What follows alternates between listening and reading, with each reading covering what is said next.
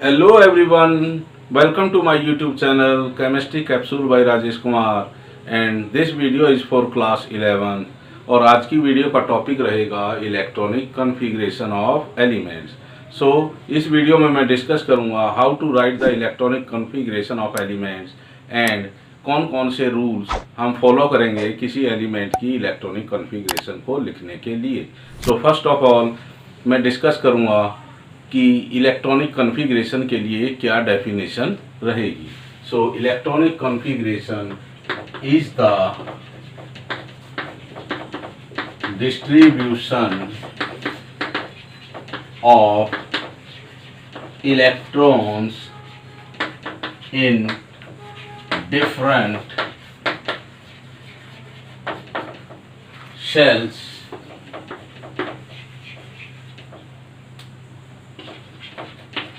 subshells and orbitals of an atom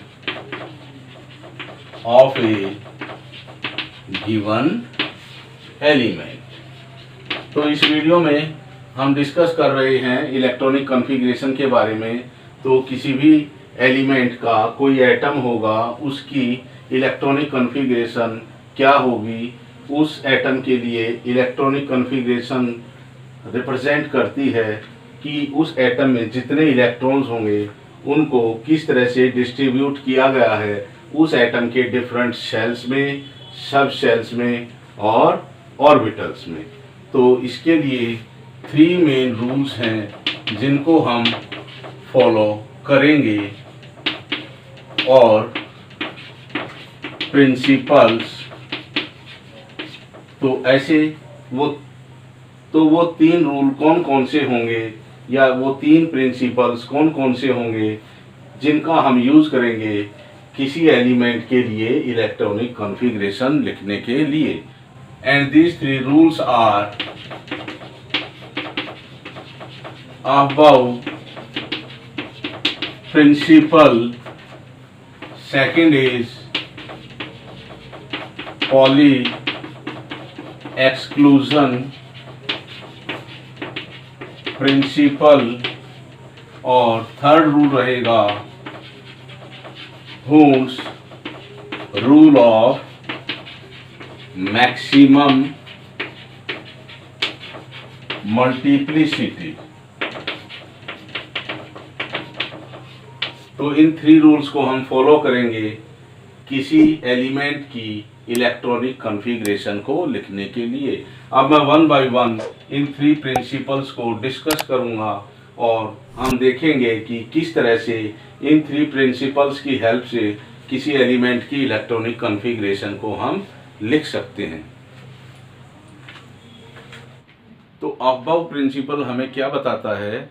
above principal हमें बताता है कि जब भी हम किसी एटम में इलेक्ट्रॉन्स को फिल करते हैं तो सबसे पहले उस एटम के उस ऑर्बिटल में इलेक्ट्रॉन को फिल करेंगे जिसकी एनर्जी सबसे कम होगी।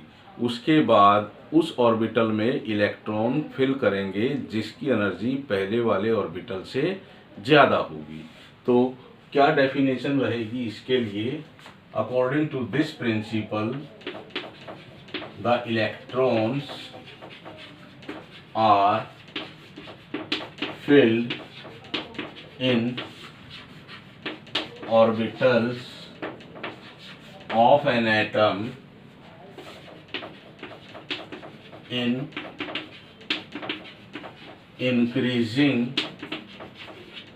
order of their energy। और स्टार्ट करेंगे हम उस ऑर्बिटल से जिसकी एनर्जी सबसे कम होगी। Starting with that orbital of least energy. तो according to this principle the electrons are filled in orbitals of an atom, कि जो भी इलेक्ट्रॉन्स हम फिल करेंगे किसी एटम के ऑर्बिटल्स में, वो फिल करेंगे हम उन ऑर्बिटल्स की इंक्रीजिंग ऑर्डर ऑफ एनर्जी के बेस पर। तो सबसे पहले उस ऑर्बिटल में इलेक्ट्रॉन हम फिल करेंगे जिसकी एनर्जी उस एटम में सबसे कम होगी। उसके बाद हम उस ऑर्बिटल में इलेक्ट्रॉन्स फिल करेंगे जिसकी एनर्जी सबसे कम एनर्जी वाले ऑर्बिटल से ज़्यादा होगी, और इस तरह से हम फिल करते जाएंगे उस एटम में इलेक्ट्रॉन्स जब तक उस एटम के जितने इलेक्ट्रॉन्स होंगे वो सभी ऑर्बिटल्स में फिल ना कर लें।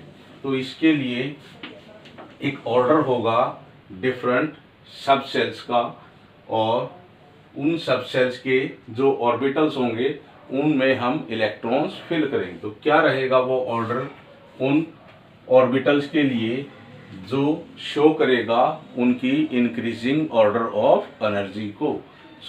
इसके लिए हम लिखेंगे सबसे पहले S S P S P S D P S D P S F D P S F. इस तरह से लिखने के बाद हम जो ऑर्बिटल्स होंगे S P D and F उनके लिए हम नंबरिंग करेंगे, और सबसे पहले स्टार्ट करेंगे नंबरिंग हम एस से।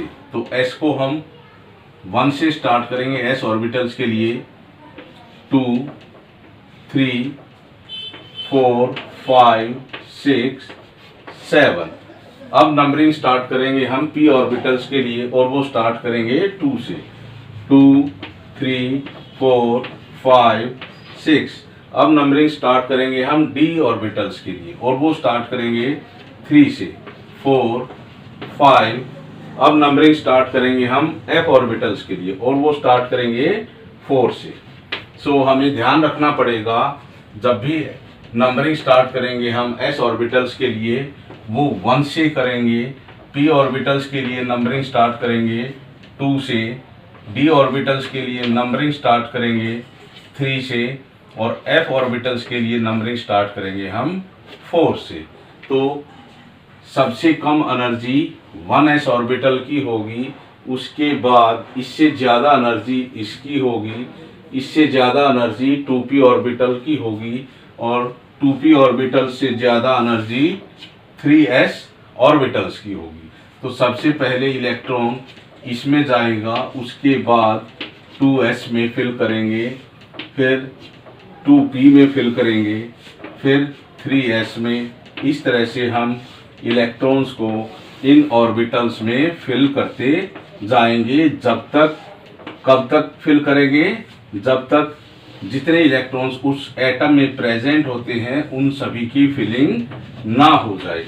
तो इस तरह से हम इन डिफरेंट ऑर्बिटल्स में इलेक्ट्रॉन्स को फिल करेंगे, और order of filling of electrons in different orbitals अपना यही होगा।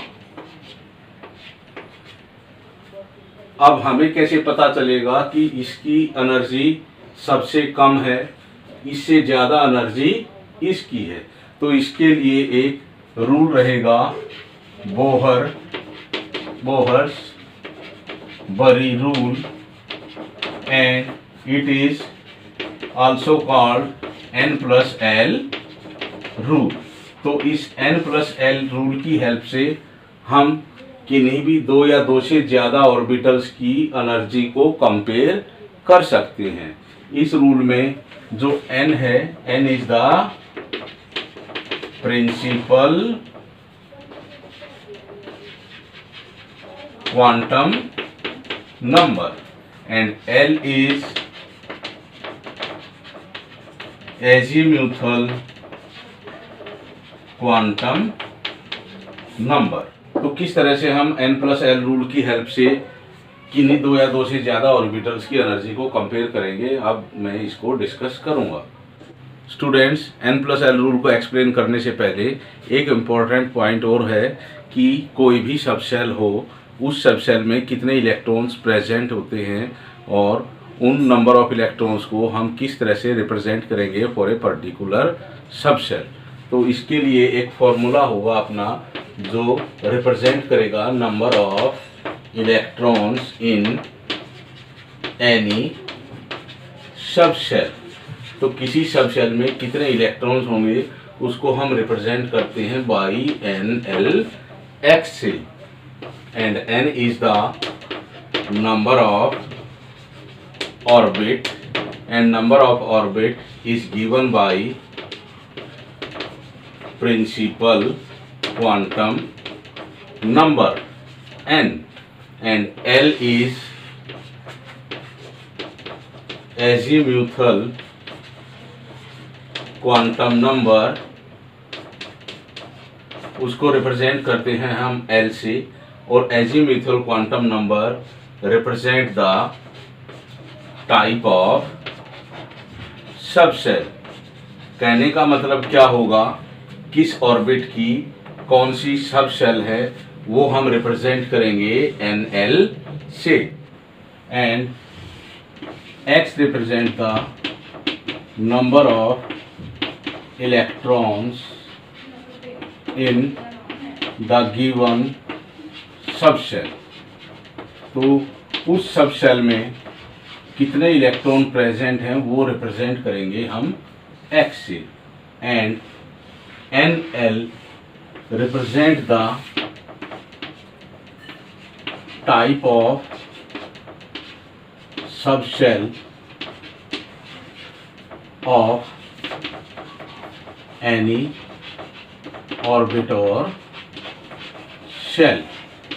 सो NL रिप्रेजेंट करेगी कि कौन सी सबशेल है किसी पर्टिकुलर ऑर्बिट की या शेल की, और X रिप्रेजेंट करेगा उस पर्टिकुलर सबशेल में कितने इलेक्ट्रॉन्स प्रेजेंट हैं, और N इसमें रिप्रेजेंट करेगा नंबर ऑफ ऑर्बिट और प्रिंसिपल क्वांटम नंबर को, and L represent the type of sub shell. अब मैं डिस्कस करूंगा बोहर-बरी रूल के बारे में जो N+L रूल है, और उस N+L रूल की हेल्प से किस तरह से हम दो या दो से ज़्यादा ऑर्बिटल्स की एनर्जी को कंपेयर करेंगे। So according to Bohr Bury rule which is N+L rule, तो N+L रूल की हेल्प से हम दो या दो से ज़्यादा ऑर्बिटल्स की एनर्जी को कंपेयर कर सकते हैं। तो according to this rule that orbital is of lower energy, उस ऑर्बिटल की एनर्जी कम होगी whose N+L value is low. तो वही ऑर्बिटल लो एनर्जी का होगा जिसके लिए N+L की वैल्यू लो होगी। तो अब हम एग्जांपल लेंगे 2s और 3p ऑर्बिटल्स का। इस 2s ऑर्बिटल के लिए n की वैल्यू 2 होगी, l की वैल्यू s सबसेल के लिए 0 है, और 3p ऑर्बिटल के लिए n की वैल्यू 3 होगी, और p सबसेल के लिए l की वैल्यू 1 होगी।